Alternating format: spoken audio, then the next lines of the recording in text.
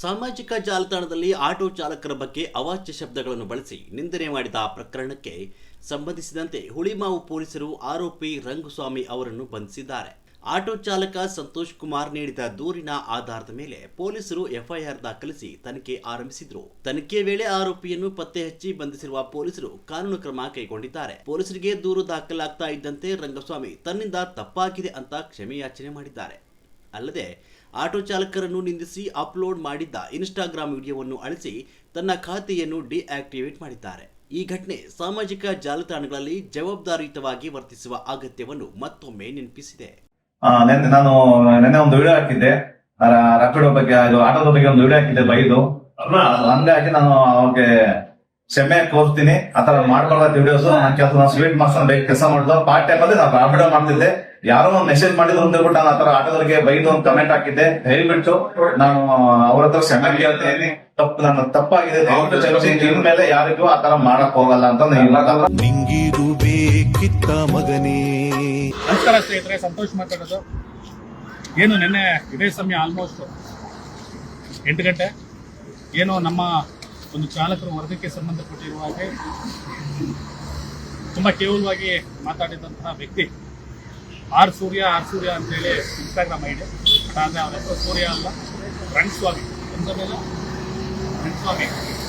So ಇದ್ರ ಮೇಲೆ ಏನು ನಾವು ದೂರನ್ನ ದಾಖಲಿಸಿದ್ವಿ. ಸೊ ಅದೇ ಪ್ರಕಾರ నేను NC ಮಾಡಿದ್ವಿ. ಇವತ್ತು ಎಫ್ಐಆರ್ ಆಗಿದೆ. ಎಫ್ಐಆರ್ ಕಾಪಿನೂ ಕೂಡ ಇಲ್ಲೇ ಇದೆ. ಜೊತೆಗೆ ಏನು ಸ್ಟೇಷನ್ಗೆ ನೋಟಿಸ್ ಕೊಡಬೇಕಾಗಿದ್ದು ನೋಟಿಸ್ ಕೂಡ ಬಂದಿದೆ. ಸೊ ಇದು ನಿನ್ನೆ NC ಮಾಡಿದ್ದಂಥದ್ದು. ವಿಚಾರ ಏನಪ್ಪ ಅಂತಂದರೆ, ಏನು ಚಾಲಕರು ವರ್ಗದ ಬಗ್ಗೆ ತುಂಬ ಒಂದು ಕೆಟ್ಟದಾಗಿ ಮಾತಾಡಿದ್ರು. ಏನಕ್ಕೆ ಮಾತಾಡೋದು ಅಂತಂದರೆ ಅವ್ರು ಮಾತಾಡಬೇಕಷ್ಟೇ. ಸೊ ನಾವಂತೂ ಕಾನೂನು ಪ್ರಕ್ರಿಯೆ ಏನು ಮಾಡಬೇಕಾಗಿತ್ತು ಅದನ್ನು ಮಾಡಿದ್ದೀವಿ. ಸೊ ಈ ವಿಚಾರಕ್ಕೆ ಸಂಬಂಧಪಟ್ಟಾಗೆ ಅವ್ರಿಗೆ ಏನು ಅನಿಸಿದೆ, ಪಾಪ ಪಟ್ಟಿ ಗಾಡಿ ಇದೆಯಾ, ಗಾಡಿ ಅಥವಾ ಅವ್ರು ಮಾತಾಡಿದ ಸರಿನಾ ತಪ್ಪ, ನಾವು ಮಾಡಿದ ಸರಿ ಅಂತ ಒಪ್ಕೊಂತಾರ ಅದನ್ನು ಅವರೇ ಮಾತಾಡ್ತಾರೆ, ನೀವೇ ಕೇಳ್ತೀರಿ. ನಮಸ್ಕಾರ, ರಂಗಸ್ವಾಮಿ ಅಂತ. ನಾನೊಂದು ವಿಡಿಯೋ ಮಾಡಿದ್ದೆ, ಅದು ತುಂಬ ಕೆಟ್ಟದಾಗಿತ್ತು.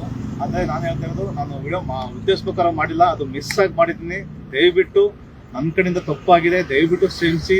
ಎಲ್ಲ ನಿಮ್ಮ ಅಣ್ಣ ತಮ್ಮ ಅಂತ ತಿಳ್ಕೊಳ್ಳಿ. ದಯವಿಟ್ಟು ನಾನು ಬೇಕಂತ ಉದ್ದೇಶಪೂರ್ವಕ ಮಾಡಿಲ್ಲ. ಯಾರೋ ಮೆಸೇಜ್ ಹಾಕಿ ಈ ಥರ ಮಾಡಿ ಅಂತ ಹೇಳಿದಕ್ಕೋಸ್ಕರ ನಾನು ನನ್ನ ಬುದ್ಧಿ ಇದರಿಂದ ನಾನು ಮಾಡಿದ್ದೀನಿ. ದಯವಿಟ್ಟು ಕ್ಷಮಿಸಿ. ಕ್ಷಮೆ ಕೇಳಿ ಅಂತ ಯಾಕಂದರೆ ಕ್ಷಮೆ ಕೇಳ್ತೀನಿ. ಈಗ ವಿಚಾರ ಇಷ್ಟೇ. ಕಾನೂನು ಪ್ರಕ್ರಿಯೆ ಆಗೇ ಆಗುತ್ತೆ, ಅದ್ರ ಬಗ್ಗೆ ಎರಡು ಮಾತಿಲ್ಲ. ಯಾಕೆಂದರೆ ಆದರೆ ಅವರ ವಿಚಾರಕ್ಕೆ ಸಂಬಂಧಪಟ್ಟಾಗ, ಯಾಕಂದರೆ ಎಲ್ಲರ ಮನೆಯಲ್ಲೂ ಕೂಡ ಹೆಣ್ಮಕ್ಳು ಇರ್ತಾರೆ, ಅವರು ತಿಳ್ಕೋಬೇಕು. ಬೇರೆಯವ್ರ ಹೆಣ್ಮಕ್ಳ ಬಗ್ಗೆ, ಬೇರೆಯವ್ರ ತಂದೆ ತಾಯಿ ಬಗ್ಗೆ, ಬೇರೆಯವರ ಮಕ್ಕಳ ಬಗ್ಗೆ ಮಾತಾಡ್ತೀವಿ ಅಂದಾಗ ಅವ್ರು ತಿಳ್ಕೋಬೇಕು. ಅದೆಲ್ಲ ಏನು ತಿಳಿಸ್ಬೇಕು ಸ್ಟೇಷನ್ ಅಂತ ತಿಳಿಸಿದ್ದಾರೆ. ಇನ್ನು ಮುಂದೆ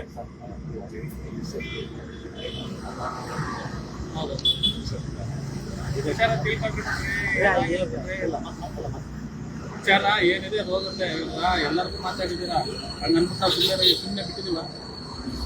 ಹೆಸರೇನು ಹೇಳಿಲ್ಲ, ಮುಖ ತೋರಿಸಿಲ್ಲ, ಅದು ಮಾಡಿದೀವ. ಇರ್ಬೇಕು, ನಿಮಗೆ ಗಿಲ್ಟ್ ಇರಬೇಕು ಒಳಗಡೆ. ನಮ್ಮನೆ ಹೆಣ್ಮಕ್ಳು ಜೋಪಾನವಾಗಿ ಸೇಫ್ಟಿ ಆಗಿರ್ಬೇಕು.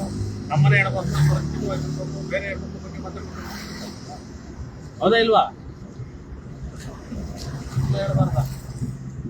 ಏನು ವಿಡಿಯೋ ಮಾಡಿದ್ರೆ ಅದಕ್ಕೆ ಕಾನೂನು ಪ್ರಕ್ರಿಯೆ ಪ್ರಕಾರ ಏನಾಗಬೇಕು ಆಗ್ತದೆ. ಬಟ್ ಇನ್ನೊಂದು ವಿಚಾರ, ಅವರ ಮನೆಯವರು ಕೂಡ ನಮ್ಮ ಏನು ಈ ಭಾವಪೂರ್ಣ ಶ್ರದ್ಧಾಂಜಲಿ ಅಂತ ಹಾಕಿದ್ದೀರಾ, ಅದನ್ನು ಡಿಲೀಟ್ ಮಾಡಿ ತಾಣ ಅಂತೇಳಿ ರಿಕ್ವೆಸ್ಟ್ ಮಾಡ್ಕೊಂಡಿದ್ರು.